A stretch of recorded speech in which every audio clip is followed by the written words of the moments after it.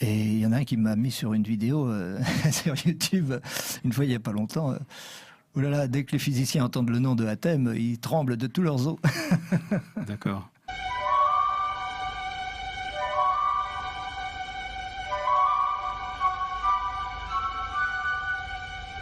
Fréquence protestante.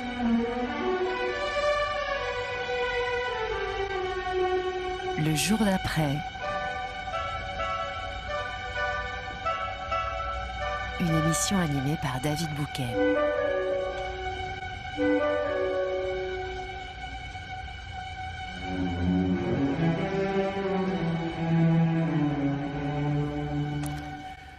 Bonsoir à toutes et à tous. Ravi d'être avec vous pour cette nouvelle émission, Le jour d'après. Tout au long de ces émissions, nous irons à la rencontre de celles et ceux qui ont traversé cette petite fenêtre intérieure qu'on appelle transformation, suite à un événement bouleversant, un contexte extrême ou une rencontre extraordinaire. Ce soir, le thème de l'émission, c'est la nouvelle science, nouvelle technologie, nouvelle science, nouvelle civilisation. Un jour d'après particulier puisqu'il ouvre sur un nouveau paradigme. Et ce soir, mon invité, que je salue et que je resalue, que j'ai reçu au mois de septembre, c'est Franck Hatem. Bonjour David. Bonsoir Franck. Alors Franck, nous nous sommes vus en mois de septembre et nous allons maintenant prolonger un peu cet entretien en approfondissant cette ouverture vers une autre forme de civilisation qui est la continuité, l'approfondissement de votre approfondissement intérieur. Alors Franck, pour vous présenter, vous êtes épistémologue, métaphysicien, président de l'Université francophone de métaphysique, docteur en ontologie et diplômé de Sciences Po. Pour la suite, je vous laisse continuer. Pour la suite, je suis un chercheur de vérité et j'espère un peu un trouveur. Et ma vie a été rythmée par des expériences au niveau du magnétisme, au niveau de la méditation sur le néant, sur l'être, sur l'absolu, sur l'infini, sur la matière, sur la réalité, etc. Et mon adolescence a donc été baignée de tout cela, et aussi évidemment des travaux de mon père, Léon Raoul Hatem, donc les découvertes sur la nature de l'atome, la nature du cosmos, la nature magnétique et purement magnétique du cosmos et de l'atome m'a beaucoup bouleversé et évidemment a orienté complètement mes recherches ultérieures. Et ces recherches, elles se sont en particulier orientées vers l'origine de cette énergie magnétique, puisque une fois qu'on sait que tout est magnétique, que l'atome, la matière, tout cela est purement magnétique, il n'y a pas plusieurs forces comme on l'enseigne aujourd'hui habituellement, force forte, force faible, magnétisme, gravitation et d'autres éventuellement.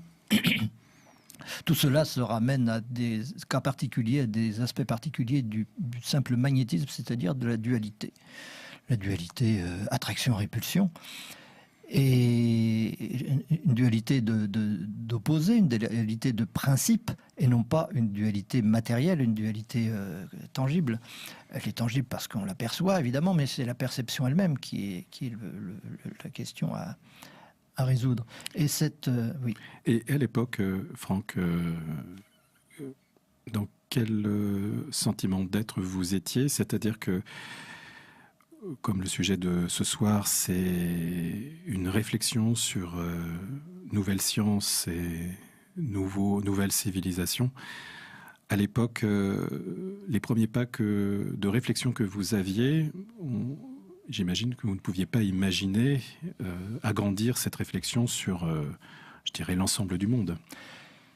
Non, c'était une recherche purement intérieure et je n'avais même pas la moindre idée des implications spirituelles que la métaphysique pouvait avoir. La métaphysique, c'est la science des causes, donc c'est la science qui tente d'expliquer le pourquoi des choses, le pourquoi de la matière, de l'existence, de l'espace-temps, etc. Et Et cette interrogation, c'est une pure curiosité, c'est une pure envie tenaillante de comprendre ce que je fais là, pourquoi il y a l'énergie, pourquoi il y a la vie, pourquoi il y a la mort, etc. Et c'était uniquement ça ma préoccupation. Je n'avais aucune idée que derrière il y avait des implications spirituelles, et encore moins idée qu'il pouvait y avoir des implications civilisationnelles, c'est-à-dire au niveau de la planète, de l'humanité, de tout ça. Et vous aviez, comment dire, dans l'enfant qu'était Franck, l'adolescent, quelle image vous aviez du monde? Oh, une image très imprécise, très floue, très incertaine. Je n'avais pas une vision... je n'avais pas encore conscience de grand-chose de ce qui se passait sur cette planète. Ça, c'est quand même venu nettement plus tard. Pour moi, il y avait quand même quelque chose j'avais quand même l'intuition qu'il y avait quelque chose qui n'était pas normal là-dedans. Que simplement être, c'était pas normal. Il y avait quelque chose de bizarre. Comment ça se fait que je suis? Comment ça se fait que j'ai conscience? Comment ça se fait qu'il y a la matière? Comment ça se fait que je suis né? Etc. Cette interrogation sur le fait d'être simplement faisait que tout pose question. Tout interroge. Et tout interroge, et ça veut dire que, au fond de moi, j'avais déjà cette idée de comparer l'être au néant. Cette idée que ce qui va de soi, ce qui devrait aller de soi, c'est rien du tout. Et donc, pourquoi il y a quelque chose à la place de rien? Ça, c'était ma grande question. Moi, je me souviens, assez jeune, de me poser la question sur, en effet, sur je suis, et pourtant, comment dire, au début, il n'y avait rien, et pourtant, je suis. Il a bien fallu un point de départ. Et en fait, quand j'étais adolescent, j'avais aussi ce questionnement-là. Et est-ce que vous pensez que ces interrogations, quand on est enfant, sont finalement la matière brute qui nous façonne après dans nos questionnements, qui nous oriente déjà vers ce que l'on devient? Ce sont des questions que tout le monde, plus ou moins, se pose à un moment ou à un autre de son existence. Mais tout le problème est de les formuler correctement. Dès l'instant qu'on a formulé la question correctement, la réponse vient. Mais on a une attitude mentale, habituellement, qui est générale, qui s'explique d'ailleurs. C'est très important d'ailleurs de comprendre la cause de ce cheminement mental. Et on a une attitude mentale qui nous fait voir les choses à l'envers et qui ne veut pas en réalité comprendre. Justement à cause de cette nécessité du néant, ce que j'ai appelé la nécessité du néant, ça fait très peur au mental. Et le mental va passer son temps à croire que la vie ou l'être est le but lui-même. Et que je suis mon propre but. Et que l'univers est le but. Alors qu'en réalité, ce n'est pas du tout le cas. L'univers, l'être, la vie, tout cela n'est qu'un moyen par rapport à un but transcendant qui n'a rien à voir avec cela, qui est même le contraire de cela. Et donc... c'est une question de questionnement. Quelle est la bonne question? Et lorsque vous dites, je me demandais, tout ça doit avoir un commencement, le néant avant, l'être après, il y a quelque chose qui ne va pas. Oui, effectivement, il y a quelque chose qui ne va pas là-dedans. Le néant n'est pas avant l'être, jamais de la vie. Dire il y a forcément un commencement, c'est déjà un détournement mental de la question. Car le mental fabrique le temps et l'espace en permanence. Enfin, le mental. L'être fabrique le temps et l'espace en permanence. Et après, il croit que tout dépend du temps et de l'espace, alors que ce n'est pas vrai. C'est lui qui fabrique ça. Et l'être n'est pas dans le temps. L'être est dans l'instant présent et uniquement dans l'instant présent. Et s'il y a l'être et l'univers dans l'instant présent, c'est parce que la cause est dans l'instant présent et pas du tout dans le passé. Il n'y a pas un avant et un après. Il n'y a pas un moment où il n'y avait pas d'univers, un moment où il n'y avait pas de mental, pas de conscience, et maintenant il se serait apparu à partir de rien. Non, ça c'est justement une façon de mal se poser la question, qui empêche évidemment de comprendre, qui a amené les physiciens à croire au Big Bang, etc., en cherchant l'origine de l'univers, lorsque le problème, ce n'est pas l'origine, mais la cause. Alors Franck, le thème de notre entretien ce soir, c'est nouvelles sciences et nouvelles technologies, et nouvelles technologies et nouvelles civilisations. Donc, parlez-nous en fait de ce cheminement qui vous a amené vers ce questionnement, voilà, de la nouvelle science et de la nouvelle civilisation? Ben ça, il y a eu un retournement quand même à un moment. Et bon, tout chercheur, tout philosophe, qu'est-ce qu'il cherche sinon le bonheur? Tout le monde cherche le bonheur, bien sûr. Tous les théologiens, etc., ils cherchent le bonheur, même si ça passe par des choses dures, difficiles, et des fois on se torture avec tout ça. Mais tout philosophe a pour but le bonheur. Et je suppose que moi aussi. Et être heureux tout seul, c'est pas très pratique. C'est difficile pour certains d'être heureux tout seul. Moi, en tout cas, ça me paraissait absurde. Si je veux être heureux, il faut que les autres autour de moi le soient aussi. Et quand on voyait toutes les souffrances qui peuvent nous entourer, toutes les catastrophes, toutes les haines, toutes les choses qui font que le monde ne va pas bien, on se dit, mais moi, comment je vais faire pour être heureux avec tout ça? Il faut quand même... Il y a forcément une solidarité entre les deux, il y a forcément une nécessité d'empathie ou de... Et j'imagine aussi que ce sentiment on va dire, de malaise de l'environnement qui vous entourait, peut-être au niveau mondial, etc., s'est accentué au fil des années en fonction des recherches que vous avez approfondies.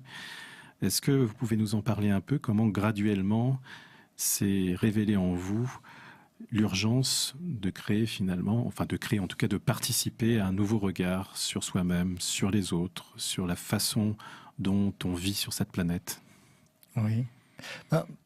Disons que au début, je me suis impliqué dans la diffusion des découvertes de mon père, à partir de 1973, où j'ai compris que ce qu'il avait découvert était extraordinaire et que certainement ça pouvait résoudre bien des problèmes mondiaux, pas seulement au niveau technologique, aussi au niveau technologique, mais surtout au niveau spirituel, au niveau des relations des hommes entre eux et de la relation des hommes avec la planète. Tout ça m'a paru évident, donc c'est avec beaucoup d'enthousiasme que j'ai tenté de faire connaître ces travaux. Simplement, on s'est vite rendu compte qu'il y avait un barrage total, un barrage quasi absolu, partout, au niveau des médias, au niveau des journaux, au niveau des télévisions, au niveau de tout ça, et où il était tout à fait impossible de pénétrer, n'est-ce pas? Impossible d'apporter des idées qui étaient sans doute en contradiction avec les enseignements habituels, avec ce qu'on enseigne en université sur l'origine de l'univers, sur l'être, etc. D'ailleurs, on n'enseigne pas grand-chose sur l'être. Et donc, je me suis dit, puisqu'on n'arrive pas nous-mêmes à nous faire entendre, à aller rencontrer des journalistes, etc., eh bien, on va demander à une attachée de presse, parce que c'est son métier. Ce que nous avons fait, on a embauché une attachée de presse à l'époque, pour donc qu'elle nous trouve des articles, etc. Elle est revenue au bout de 15 jours. Elle est revenue au bout de 15 jours en y disant, Monsieur Hatem, reprenez votre argent. Partout où je suis passé, on m'a dit, si vous vous occupez des Hatem, votre carrière est foutue. Si vous vous occupez des Hatem, votre carrière est foutue. Parce que nos livres avaient déjà été diffusés à l'Académie des sciences et ailleurs. Alors là, on a commencé, mon père et moi, à comprendre que le monde tournait autrement que ce qu'on imaginait. Et qu'il y avait vraiment quelque chose d'étrange, une espèce de chape sur ce monde qui devait être manipulé par certains et qu'il fallait arriver à contourner ça. Et donc je me suis documenté là-dessus et c'est en 2002 que j'ai compris la situation, que là, j'ai créé un autre livre qui s'appelait Les 5 clés. Et j'imagine que pendant cette période, il y a eu des périodes de remise en cause, sûrement, j'imagine, ou pas. Comment ça s'est passé, pour vous, Franck? De remise en cause personnelle? Oui, c'est jamais facile d'être seul face à une réalité imposée, on peut dire. Oui. Est-ce qu'il y a eu il y a eu sûrement, j'imagine, des remises en cause ou quelque chose qui vous a permis de vous rendre plus fort aussi? Oui, c'est une excellente expérience. C'est une excellente expérience parce que, au départ, c'est l'ego qui réagit et l'ego, il réagit en s'aigrissant, en se plaignant, en se mettant en colère contre on ne sait pas contre qui. Mais il y a un sentiment d'injustice, tout ça. Et c'est justement ces sentiments-là qui sont appelés à disparaître. Et ça, c'est une grande remise en cause. C'est de se dire, mais mon ego, il n'a rien à voir avec ça. La réalité, c'est qu'on fait ça pour le monde. On fait ça pour les autres. On fait ça pour que les autres prennent conscience, pour que les autres se libèrent. Et on peut le faire. Mais on ne peut pas le faire si on attend un retour personnel. Ça, c'est une grande remise en cause. Et je me suis aperçu, à ma grande surprise, que mon père avait déjà fait ce cheminement. Parce qu'il s'était beaucoup bagarré avec les physiciens, etc. Et évidemment, il regrettait beaucoup de ne pas avoir eu la moindre audience dans ces milieux-là. Mais pourtant, il y est très connu. Et il y en a un qui m'a mis sur une vidéo sur YouTube, une fois il n'y a pas longtemps. Oh là là, dès que les physiciens entendent le nom de Hatem, ils tremblent de tous leurs os. D'accord. Et comment a évolué aussi la relation avec votre père pendant cette période ? Est-ce qu'il y a eu un désir pour vous de vous différencier de votre père ou de faire équipe vraiment avec lui, être en symbiose avec lui pour avancer ? Oui, de faire équipe, oui, tout à fait. Oui. J'avais vraiment l'impression d'une complémentarité. Mais cette complémentarité, j'en ai surtout pris conscience à partir de 1985, lorsque j'ai compris l'origine de l'énergie magnétique. L'origine de l'énergie magnétique qui, en fait, m'a amené à l'origine de la conscience. Et comprendre l'origine de la conscience, c'est à partir du néant. Si c'est à partir de quelque chose, ça ne compte pas. Il faut partir de rien à chaque instant et comprendre pourquoi maintenant il y a la conscience, pourquoi maintenant il y a l'être. Et ensuite, on comprend que cet être, c'est forcément une création d'espace-temps et d'énergie permanente. Et de là découle l'effet de matière. Et donc, comprenant ça, je me suis dit, c'est tout à fait complémentaire avec mon père qui explique que tout est magnétique. Et moi, j'arrive à expliquer l'origine de l'énergie magnétique. Donc, on a fait le tour de la question. Et ça peut paraître extrêmement prétentieux de le dire, mais bon, on ne va pas se cacher derrière son petit doigt. Effectivement, on peut comprendre l'origine de l'être et de l'énergie à partir du néant à chaque instant et comprendre pourquoi cette énergie, bien qu'elle soit spirituelle, a une forme matérielle et atomique en permanence, enfin dans la durée en tout cas, dans l'effet de temps. Et est-ce que vous pouvez nous préciser, Franck, ce changement, on va dire, cette bascule qui vous a permis d'avoir une forme de certitude sur, comment dire, participer à cette nouvelle civilisation ? La nouvelle civilisation, elle n'est pas encore là, mais elle est là pour certains. 1, 2, 3, 1.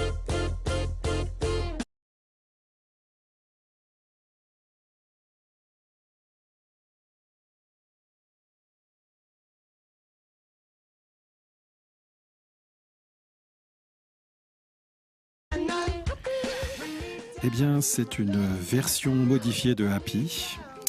Vous êtes toujours sur Fréquence Protestante et vous êtes toujours dans l'émission Le Jour d'après.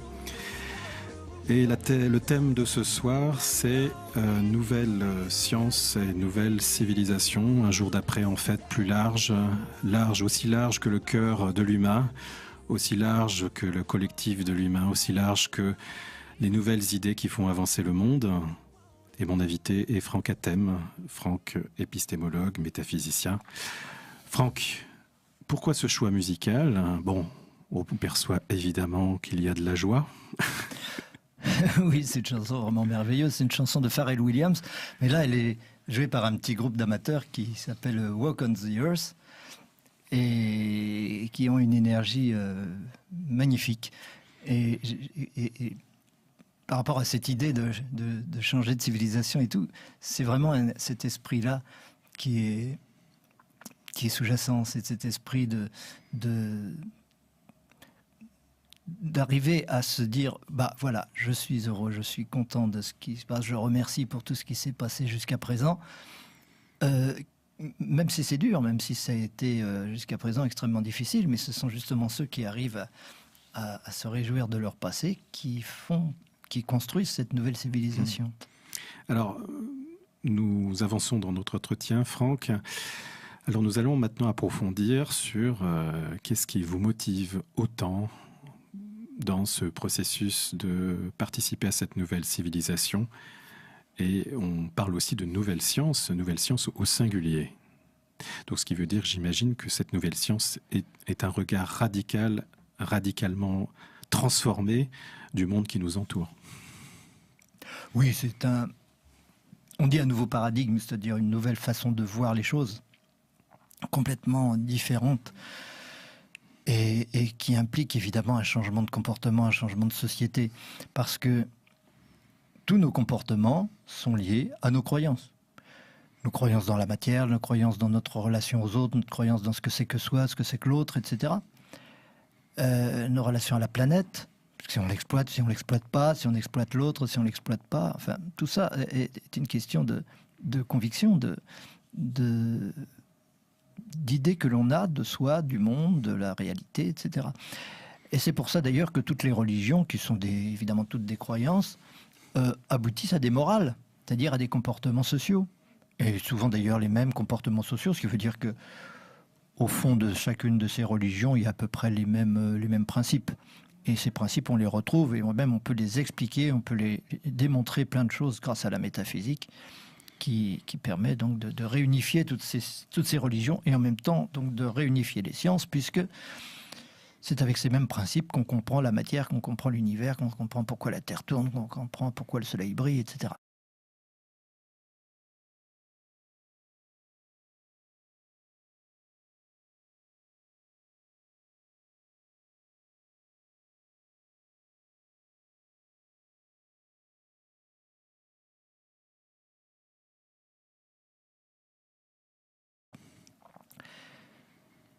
Donc le lien avec une nouvelle civilisation, il va de soi. En 2002, j'ai compris qu'il y avait que la Terre était un lieu de combat entre les forces de l'ego, les forces du mental et les forces de l'esprit et les forces du cœur.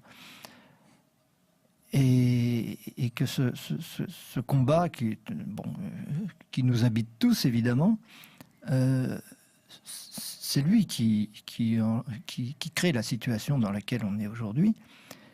Et il m'a semblé évident que la solution, c'est pour ça d'ailleurs que j'ai écrit les 5 clés à l'époque, la solution c'est avant tout de comprendre ce que c'est que soi, comprendre ce que c'est que l'univers, comprendre pourquoi on est là, comprendre pourquoi il y a la conscience. Et pourquoi on a l'impression de matière alors que tout est conscience. Et cette compréhension-là, évidemment, change notre relation au monde, puisqu'il n'y a plus de séparation entre soi et les autres, il n'y a plus de séparation entre soi et l'univers, ni entre soi et la matière, il n'y a plus le bien et le mal de façon telle qu'on le perçoit habituellement. On est obligé de reconnaître que je ne peux pas être moi si je n'aide pas l'autre à être lui-même, parce que c'est grâce à l'autre que je suis ce que je suis. Et alors qu'habituellement, au niveau de l'ego, on est tous en concurrence les uns avec les autres, et la civilisation actuelle, on peut dire que c'est une civilisation qui essaye d'encourager en permanence la concurrence, avec la mondialisation, avec toutes ces choses-là. On pousse à la concurrence, et donc c'est parce qu'elle est fondée sur l'ego. C'est-à-dire toujours moi, je dois prendre, et ce que je prends, c'est l'autre qui le perd, et si l'autre gagne, c'est moi qui perds. Donc c'est ce jeu à somme nulle qui détruit la planète et qui fait qu'aujourd'hui les hommes s'entretuent, comme ils se sont d'ailleurs toujours entretués. Mais aujourd'hui, on détruit la planète à un rythme tel que ça devient... ça devient une menace absolue pour tout le monde. En même temps, Franck, est-ce que cette expérience que vit l'humain dans son ego, somme toute, si la Terre est là où elle en est, en tout cas l'humain est là où il en est, c'est qu'il doit passer forcément par ce processus, on pourrait dire, d'évolution de toute façon. Même s'il y a involution, il y a forcément une évolution parce qu'il doit passer par ce processus, quitte à s'effacer. Oui, et d'ailleurs je ne crois pas du tout qu'il y ait involution, mais je pense que c'est toujours une évolution, mais que cette évolution passe par des expériences successives et que celle qu'on vit à l'heure actuelle est unique. On n'a jamais vécu cette capacité de détruire la planète, on n'a jamais détruit les forêts, les océans comme on le fait aujourd'hui, on en était bien incapable. Et aujourd'hui, on le fait. C'est pas un progrès en soi, mais c'est une expérience qui ouvre un progrès, parce qu'un jour ou l'autre, on va arrêter ça, et on ne le refera plus. Et c'est une sacrée expérience, Oui. Franck, Ah oui, d'arriver oui, à cette c'est- capacité d'autodestruction. Mais toutes ces expériences n'ont de valeur que si on croit à l'éternité de l'être, et non pas au fait que nous sommes le corps. Et tout est lié à ça. Si on croit qu'on est le corps et qu'on va mourir, etc., évidemment, après moi le déluge, et puis il vaut mieux en profiter tout de suite, et puis après, bye bye. Mais c'est pas ça la réalité. La réalité, c'est que l'être est éternel, et l'être qui nous habite, que nous sommes, est unique, d'une part, et qu'il est éternel, d'autre part. Et cela se démontre métaphysiquement de façon désormais irrévocable. C'est ça qui m'a fait penser que la métaphysique pouvait être la clé principale, la clé numéro un, pour faire que les croyances changent, et que si les croyances changent, alors la civilisation change. C'est une... Est-ce que ce que vous proposez, Franck, n'est pas finalement plus que ça, plus que changement des croyances, mais aller au-delà des croyances pour atteindre une autre forme de conscience peut-être duelle, plus affinée finalement? Est-ce que si on va jusqu'au bout de ce que j'écoute en tout cas, hein, est-ce que votre proposition n'est pas aller finalement au-delà de toutes les croyances? Oui, oui, c'est juste changer les croyances. Ça ne veut pas dire retourner dans d'autres croyances, mais bon, on peut appeler aussi des certitudes. On peut dire aussi que ce sont des croyances, mais c'est vrai que le but, c'est d'aboutir à des certitudes. Tout le monde ne dit pas ça. Il y a plein de gens qui disent « Ah, les certitudes ». Mitterrand, il disait « J'aime ceux qui cherchent, je n'aime pas ceux qui trouvent ». Mais tout le monde veut des certitudes, c'est une évidence. C'est les certitudes qui nous animent, et quand ce sont des croyances qui sont fondées sur du sable ou qui ne reposent sur rien de solide, de rien de sérieux, il ne faut pas s'étonner que le monde aille à volo. Et donc, amener à remplacer ces croyances par des certitudes sur ce que c'est que soi, sur le fait qu'il n'y a qu'une seule conscience et que cette conscience est éternelle et qu'elle passe son temps à s'incarner et se réincarner perpétuellement dans toutes les formes de vie que nous connaissons, et toutes celles que nous ne connaissons pas encore d'ailleurs, eh bien c'est ça qui permet d'avoir une vision à long terme et de se dire ce que je fais aujourd'hui n'est pas indifférent. C'est pas après moi le déluge. Ce que je construis aujourd'hui, je le construis pour les générations futures, et ce que les générations futures ont construit, eh bien c'est moi aujourd'hui qui en tire les fruits, et parfois des fruits qui ne sont pas les bons. Mais c'est toujours soi qui vient et qui revient. Et est-ce que, Franck, n'est-ce pas aller à s'adapter au fait d'être à contre-courant d'un monde finalement qui, pour l'instant, globalement, va dans une forme qui marche à l'envers? Est-ce qu'il y a une forme d'énergie à avoir pour arriver à vivre à contre-courant de ce monde, justement, avec cette certitude-là? Oui. Et les petits jeunes qui chantaient Happy tout à l'heure sont tout à fait dans cet esprit-là. C'est évidemment, c'est une autre... C'est d'abord une intuition que ce qu'on nous dit de la matière, etc., est faux, et que tout est, que je ne suis pas la matière, que la matière n'est que dans l'esprit, elle est une forme de l'esprit, provisoire, elle n'est pas provisoire, éternellement il y aura cette sensation de matière, mais elle est provisoire sous les formes que l'on connaît, ces formes changent tout le temps, et c'est une évolution, et je suis cette évolution. Et ça, c'est le plus important, c'est de comprendre que je ne suis pas une étape de l'évolution à un moment donné, mais que je suis l'évolution elle-même.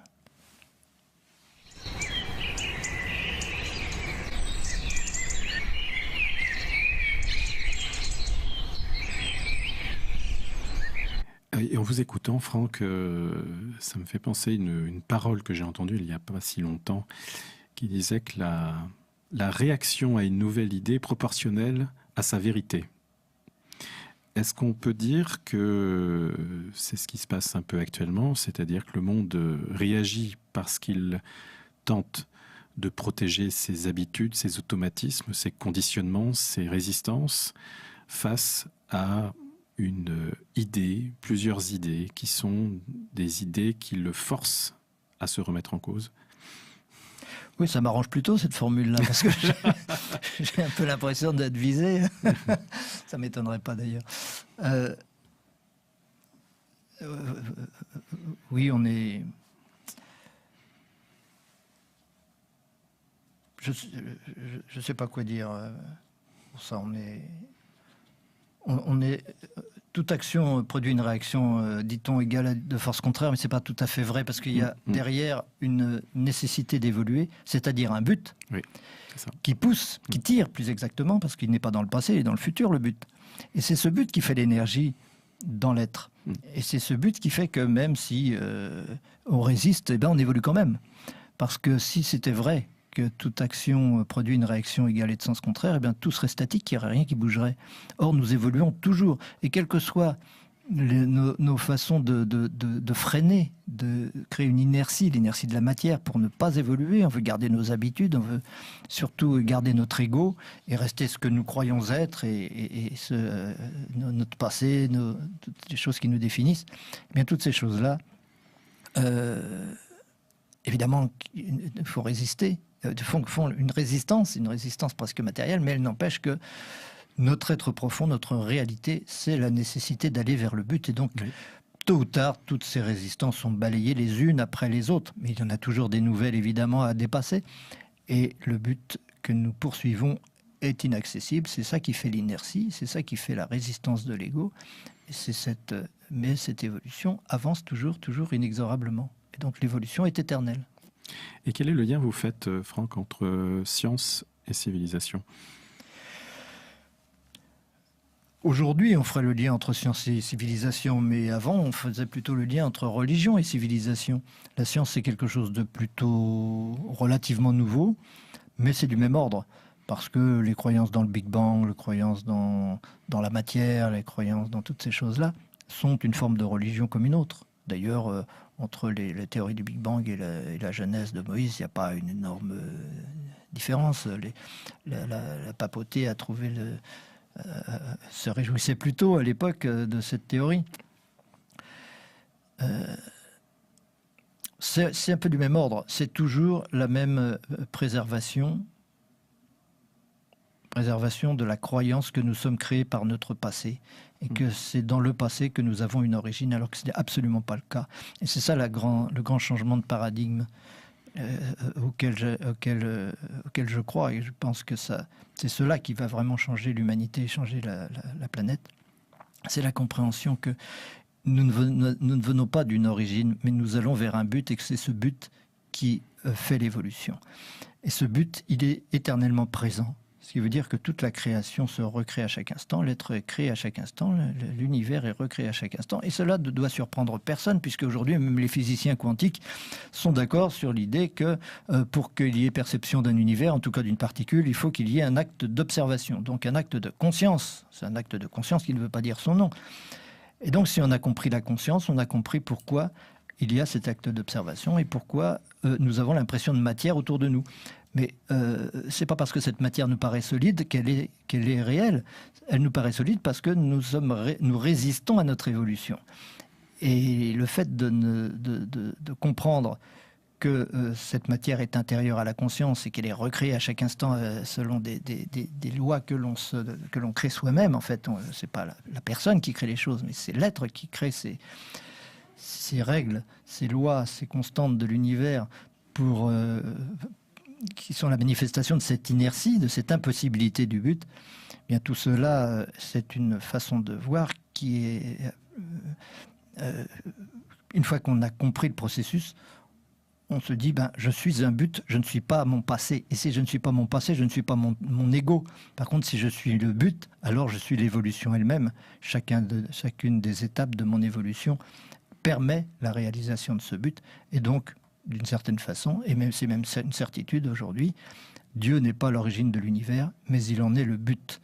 Et chacun d'entre nous est un moyen indispensable pour réaliser ce but infini. C'est parce que ce but est infini qu'il n'est jamais réalisé, et c'est parce qu'il n'est jamais réalisé, mais qu'il est néanmoins une nécessité absolue, que nous sommes là, et que tous les finis sont là, que toutes les formes universelles sont là. Et comment, à travers ce que vous dites, Franck, vous imaginez le monde de Franck Hatem ? Le monde rêvé de Franck Hatem, comment il serait ? Oh ben c'est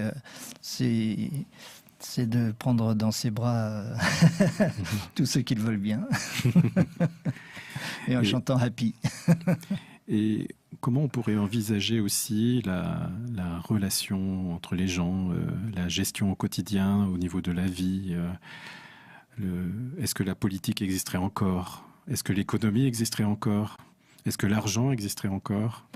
Oh, il y a plein de choses comme ça qui sont des créations de circonstances, parce que c'est utile. Alors, bon, on n'a pas inventé la politique sans raison. La politique, c'est des règles pour vivre ensemble. L'économie, bon, c'est des observations. On décrit les choses.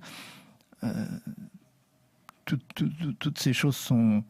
L'argent, c'est une commodité pour mesurer, pour pouvoir faire des échanges plus facilement. Bon. Mais le problème, c'est ce qu'on en fait après. Et évidemment, lorsque la politique est récupérée par la soif de pouvoir, ce qui est le cas la plupart du temps, hein, il y a quelques exceptions dans le monde, mais il n'y en a pas beaucoup, eh bien, on aboutit à cette situation où l'économie, c'est-à-dire les finances, les finances avec une monnaie qui est devenue une marchandise, qui est devenue quelque chose... avec le prêt à intérêt en particulier, est devenue une marchandise, donc elle ne joue plus du tout son rôle d'instrument de mesure, elle devient une richesse par elle-même. Ça, c'est tout à fait préjudiciable. Après, il y a évidemment le monde des affaires qui se superpose et qui se confond avec le monde politique à cause de cette soif de pouvoir qui passe par l'accumulation de richesses. Et ça, c'est tout à fait pernicieux et c'est absolument pas cela que l'homme est appelé à vivre et que l'homme doit vivre. Il doit résister et refuser cette situation et être l'acteur de la transformation où toutes ces choses reprennent leur juste place. Et il y a aussi, j'imagine, quelque chose de très fort qui est retrouver une vraie relation avec la nature et avec la terre. C'est obligatoire, mais c'est impossible tant que l'argent est une marchandise.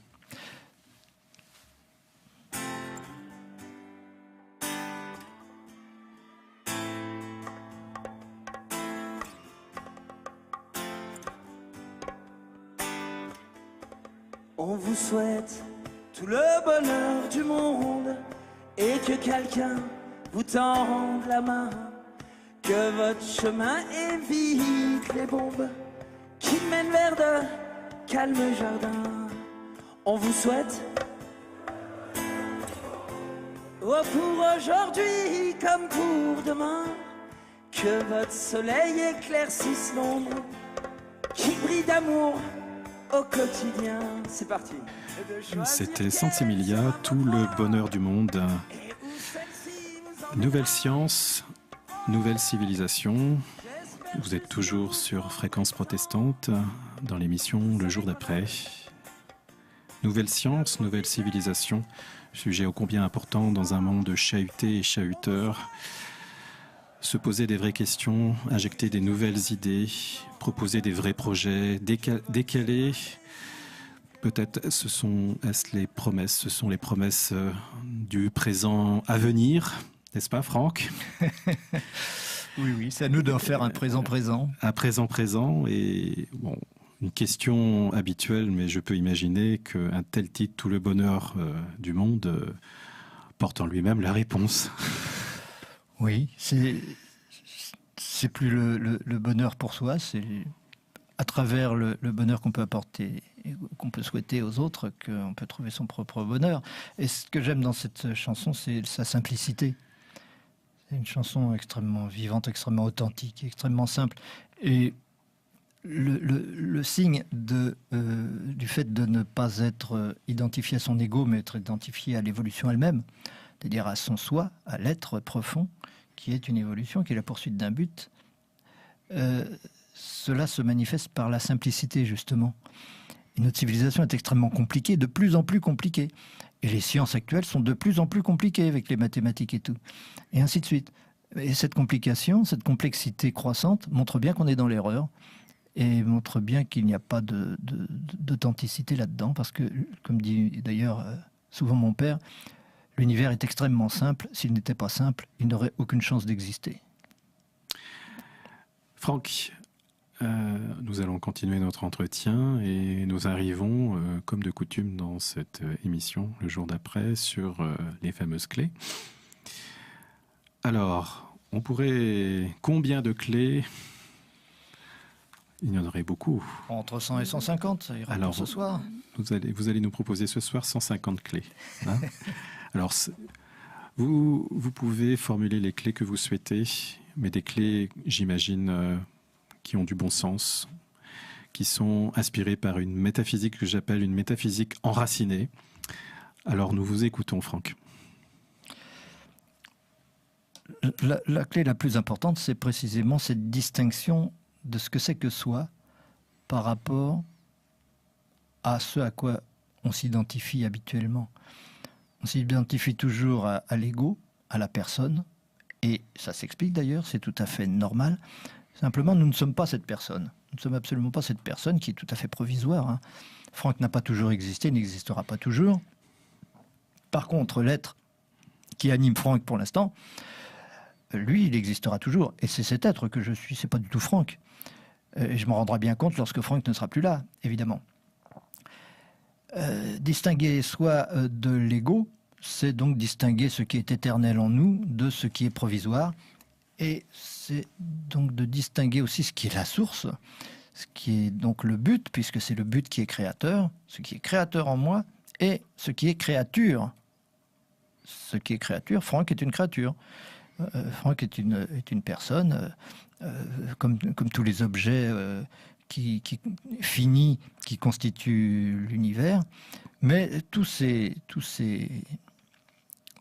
éléments de l'univers sont tous constitués et créés par la même source qui est donc l'être qui nous anime, la conscience et l'amour.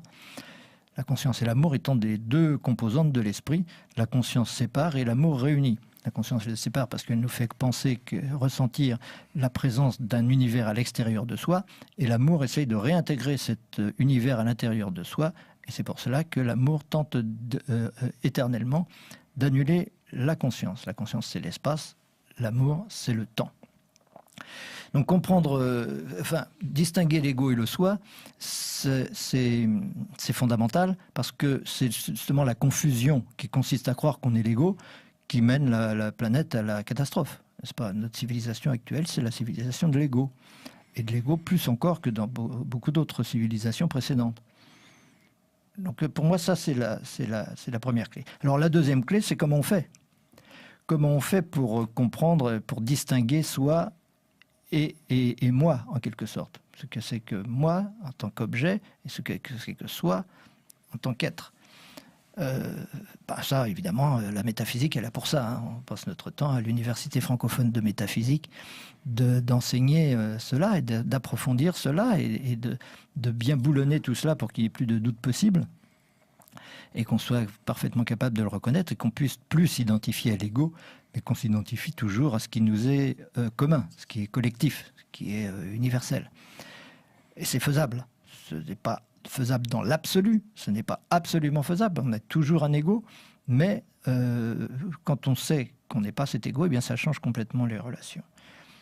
Donc comprendre ça, c'est un travail métaphysique, c'est un travail de méditation, de recherche, de compréhension, d'analyse, tout ce que vous voulez, de synthèse surtout. Et il y a toujours un moment dans son évolution où il faut passer par là. Et donc, ceux qui se sentent l'envie de passer par là, eh bien qu'ils le fassent. Et ils le font d'ailleurs. Et puis les autres, ils ne le font pas. Et puis s'ils ne le font pas, ils continueront de s'identifier à un ego. Et évidemment,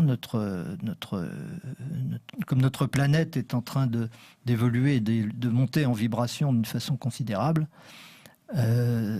ceux qui accompagneront cette élévation vibratoire, donc en allant vers cette simplicité qui consiste à être la source et non pas être l'apparence, eh bien, pourront accompagner cette évolution de la planète. Et puis, ceux qui préfèrent rester dans leurs habitudes, dans leur ego et dans leur attachement à la matière et à leur passé, eh bien, ceux-là, évidemment, auront plus de difficultés et voilà, il faudra bien qu'ils recommencent à un moment ou à un autre leur cheminement. Donc la deuxième clé, c'est ça, c'est arriver à le comprendre. Et une fois qu'on l'a compris, à quoi ça se reconnaît? Bon, bah, ça se reconnaît aux relations, évidemment, les relations qu'on peut avoir avec le monde, avec les autres, avec la nature, hein, comme vous disiez, bien entendu. Et plus simple, d'une façon plus facile à comprendre, c'est de se dire, parce que c'est des choses qu'on démontre évidemment et qui sont irrévocables, que l'ego est fait pour être aimé alors que le soi est fait pour aimer. Le soi, l'être, c'est la source d'amour, alors que l'ego, c'est un récepteur, c'est la partie féminine de l'être, et cette partie féminine, c'est le réceptacle de l'amour. Donc l'ego ne peut être que aimé, le soi ne peut que aimer, et en aucun cas l'ego ne peut aimer, et en aucun cas le soi ne peut être aimé. Donc une fois que ces choses-là sont parfaitement distinctes et parfaitement comprises, eh bien, on devient le soi en aimant l'ego, c'est-à-dire en aimant son propre ego aussi, et en aimant tous les égos au même titre, c'est-à-dire aimer son prochain comme soi-même. On y revient et on n'en sortira pas. C'est tout à fait ça, la preuve, comme souhaiter tout le bonheur du monde aux autres, c'est aimer son prochain comme soi-même. Et ça montre qu'on n'est plus identifié à l'ego, mais qu'on est identifié à la source en nous. Alors, bon, il ne reste plus que 147 clés, donc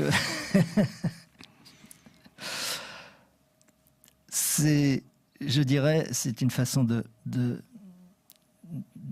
conclure et de méditer là-dessus. Nous ne sommes pas plusieurs esprits ayant conscience d'un univers, mais un seul esprit ayant conscience de plusieurs univers. Nous ne sommes pas plusieurs esprits, comme on le croit, ayant conscience d'un univers unique qui serait une réalité objective. Nous sommes au contraire un esprit unique, un être unique, une conscience unique, qui a une infinité potentielle de façons différentes et personnelles de percevoir un univers. Il n'y a que les univers personnels, il n'y a pas d'univers absolu. Et c'est pour ça que tout est relatif, d'ailleurs, comme disait notre ami Einstein. Donc nous ne sommes pas plusieurs esprits, nous sommes un seul esprit. Il n'y a pas un univers, il y a une infinité d'univers personnels différents. Et à partir du moment où on a compris qu'on est un seul esprit, eh bien on va aimer tous ces univers parce qu'on aura compris que cet esprit ayant vocation à être infini, c'est son but, il a besoin pour être de tous les finis, c'est-à-dire de tous les univers personnels. Et donc à partir de là, c'est la porte ouverte à toutes les tolérances, à toutes les acceptations de l'autre, à tous les amours de l'autre, compte tenu que chacun, là où il est, chaque personne, chaque individu, chaque brin d'herbe, les chats, les poules, les planètes, les atomes, etc. Tout cela est absolument indispensable à la réalisation de l'infini. Tout cela constitue petit à petit l'infini. Et c'est pour ça que Dieu est le but de l'univers et qu'il n'en est pas l'origine. Franck, nous y sommes déjà dans cette nouvelle civilisation, puisque c'est important de le croire vraiment.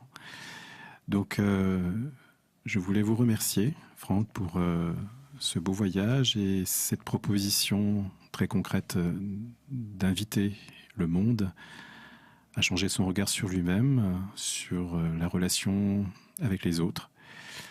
C'est tellement important à notre époque de dire que le sens existe, que le but est possible, qu'il est possible de changer le paradigme actuel, qu'il ne faut jamais fixer les conditionnements que l'on porte en soi.